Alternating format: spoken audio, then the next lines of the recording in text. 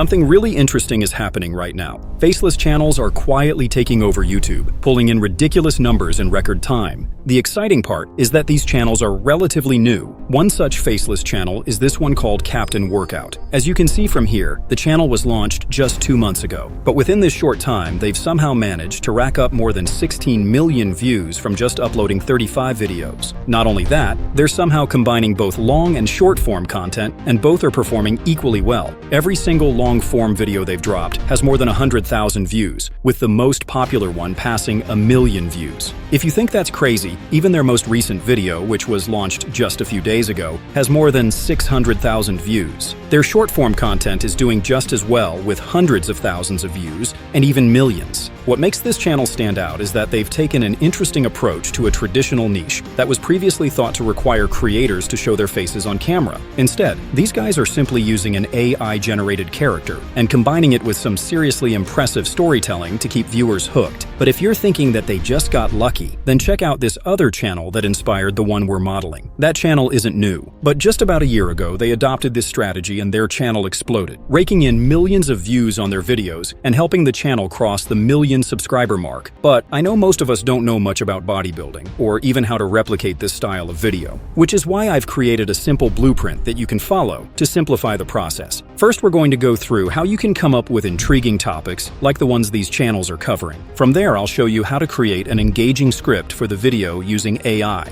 This way, you don't need to worry about not knowing anything about muscle building. Once the script is ready, we'll convert it into VoiceOver using both free and paid tools. Before moving on to generating the character, that will be used for demonstrations, as well as the channel branding. The next step will be creating all the necessary images based on the character you generated. I'll even add a few tips to edit the images if you want to level up your video. Once everything's ready, we'll finally put everything together using your preferred video editor. To make the entire process easy, I've put together a Google Doc file that contains all the necessary prompts for this niche. You can find the document on my Discord server. It's totally free to join, so you can simply click the link in the description to be taken to the Discord. Then go to this prompts channel and look for the name bodybuilding niche. The link should be right there on that card. I'll also add a link to a Google Drive that will contain every image resource used in this video inside the files channel of the same server. So feel free to check that out as well, and while you're at it, don't forget to hit the like button if you find the video helpful. Now before we get started, let me show you a short demo I made for this niche using the same strategy I'm about to take you through.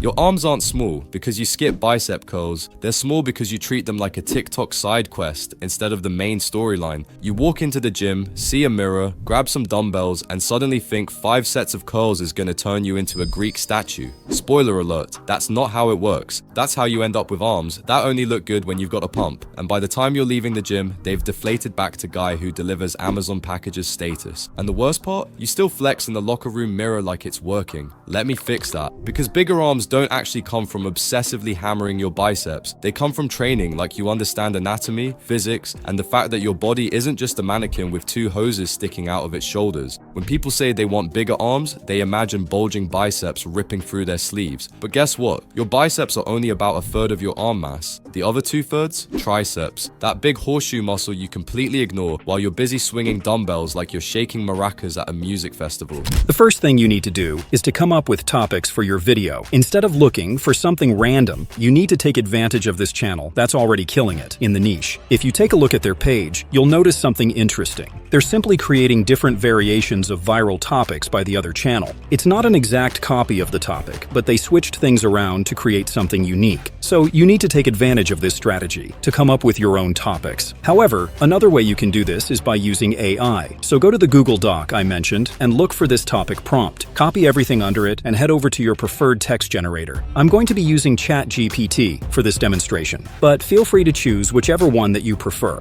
Paste the prompt and then look for this placeholder. Replace it with however many topics that you want the AI to generate. In this case, I'm going with 20. Then scroll down to the bottom and do the same thing with this placeholder as well. Once that's done, hit enter and wait for your topics to be ready. Go through and choose the one that you want for your video, or request for additional topics if you want more options to choose from. Now that you've decided on a topic, the next step is to create a script for your video. No need to be concerned about not being an expert in bodybuilding. That's what AI is there for, but I still recommend gaining some knowledge in the field if you really want to stand out. That way you'll be able to create even better scripts as you continue to grow your channel. Now back to our Google Doc. Copy this script prompt and paste it inside the text generator. You only need to specify the topic, so remove this placeholder and replace it with the one you've chosen. Hit enter and wait for the AI to generate your script. Now this part is very important, so go through the result and make changes where necessary. That way your script doesn't sound like everyone else's script, but once that's done, it's time to turn it into audio. If you want a free text-to-speech tool, check out Google AI Studio. As at the time this video was made, users can easily generate voiceovers completely free with their tool. I'll be using 11 Labs for this demonstration, as it's one of the best on the market. Feel free to choose the voice that you prefer, but I'm going to go with this random British voice. If the script is long, go to Studio and hit this button. Now paste your copied script and press Ctrl+A to select everything. Then with the voice that you'll be using selected, hit Generate and wait for your voiceover to be created. In case something doesn't sound good, you can always regenerate that part of the script till you're done with the whole thing. All that's left is to export it as an MP3 file. Now that the voiceover is ready, the next step is to generate the character that will be used for demonstrations and branding the channel. So copy this simple prompt and paste it inside your text generator. Feel free to change this to the text that you want on the forehead of the character. There's no need to make any other changes besides that, but you can modify the color to what you're branding the channel with. I'm just going to leave it at the default and wait for the AI to generate the image. ChatGPT works great for the character, as you can see, but I recommend testing out other tools as well. Remember, this is the character you'll be using for every single video you create, so it needs to be something you're comfortable with. I want my character to be slightly more muscular, so I'll modify the prompt and regenerate. This one looks alright, so let's use that. The character is ready, so the next step is to generate the images that will be used for the narration. Copy this prompt from the Google Doc and paste it inside the text generator. You need to change 3 things in this prompt. First is to specify the number of image prompts that you want the AI to generate. You can choose as many as you want. I'm just going to choose 20 for this demonstration. Scroll to this second placeholder and add the same number of image prompts from the first one. The last placeholder should be replaced with the script, so make sure you've copied the script that the AI generated, and then paste it here. Hit enter and the AI will give you the image prompts. The prompts will be used along with the character image to generate different actions, but you need the character in different positions for some of the activities that they may be performing. This is completely optional, so you don't need to do it, but it's a good way to add a bit of animation to some of your scenes. You'll understand why when we actually start editing. But for now, copy this last prompt from the Google Doc and paste it. Then copy the image prompt that you want to create different positions for and add it here. Hit enter and the AI will give you 4 variations of the character performing the exercise. For the image generation, I'm going to go with Google's Nano Banana.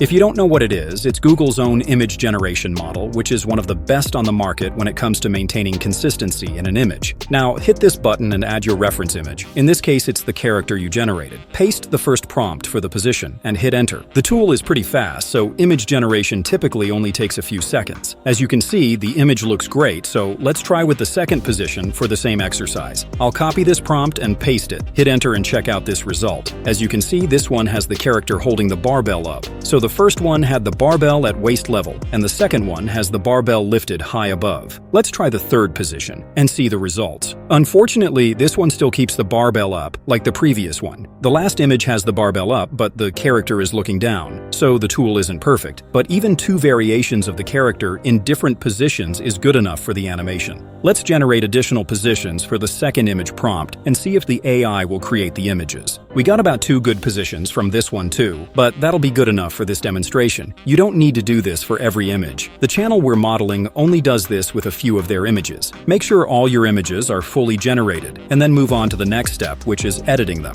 You don't really need to do anything complicated. The most important thing you need to do is to remove the background of the character image. You can search for a background removal tool, like Adobe Background Remover, and use it to remove the background, leaving only the character. But I personally think it's a lot easier to do it yourself with a tool like Photoshop or Photopea. Simply drag and drop the image inside Photopea, and then choose the Magic Wand tool. Click the background and hit delete on the keyboard to remove the background. Simple as that. I also noticed the channel we're modeling sometimes changes the eyes of their character, depending on the narration. This is how you can change that. First, choose this clone tool, and while holding the Alt key, click somewhere like this, which should have a similar texture, to clone that part. Then click where you want to cover. Make sure you don't drag when you click. Simply click everywhere that you want to change. Once you're done, grab the brush tool and maybe change the brush size if necessary. Then use it to draw this line to create something like this. If you can't keep the line straight enough, grab the pen tool and use it to connect the points. In case you want to change the shape of the eye completely, use the same stamp tool to clear everything here, and then choose the circle tool. Make sure it has a white fill color and a black stroke. Now, while holding Shift on the keyboard, click and drag to draw the circle.